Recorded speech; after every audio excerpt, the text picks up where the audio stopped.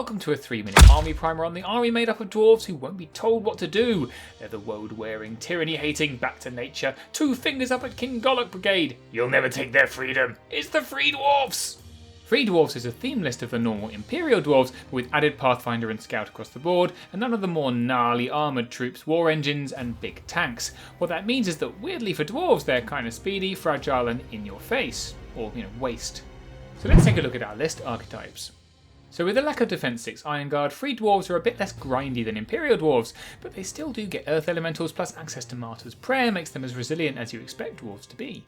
One of the significant changes for Free Dwarves is that their rangers aren't irregular, which means you can build lists around them, which with artillery support makes a pretty great mixed arms list. Multiple small units is particularly effective when each of your small units is quite powerful on its own, the idea being that the elite opponent commits to destroying one unit then gets swarmed by tons more. This works particularly well for Free Dwarves because they can put throwing mastiffs on everything and sit happily in cover with their Pathfinder, making your life miserable. And I'd be remiss for not including a bag of hammers because they can pretty much run the same Brock list that normal dwarves can, except Free Dwarf Brock Riders can both take throwing axes and benefit from a wild charge aura. Gross! Shield Breakers are practically the only thing in the list that hits on a 3, which makes them a handy go-to hammer. On top of that, the Free Dwarf flavour comes with Pathfinder as standard, which makes the Horde super effective. Free Dwarfs benefit from a ton of pretty great named heroes, but Sverion is Hellbrock is at the top of the tree for many people. He's as good as the normal Berserker Lord on Brock, but with a wild charge aura for Berserkers, making your Brock list all that more devastating. The Rangers are really the special fruit of the list. Scouting, pathfinding, crushing strength 1 and shooting on 4s, what's not to love? You can even make one unit elite and stealthy, because why wouldn't you?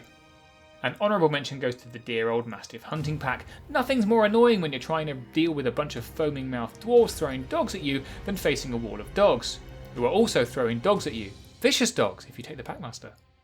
So like I mentioned before, most of your army hits on 4s, which can be extremely swingy. Plus, since you spent so much time picking flowers and weaving baskets or whatever, you've not got a lot of crushing strength flying about, which means you can struggle against high defense lists. In summary, Free Dwarfs is a relatively fast dwarf list that can be right up in your face before you even realise it. It's got loads of great characters with auras and upgrades for their associated units, which gives you a variety of builds to play around and have fun with, which means I'm giving them a 2 out of 5 for newbie difficulty rating. Now go stick it to the uptight, dusty, hold-bound Imperial Dwarves, am I right? Golok who?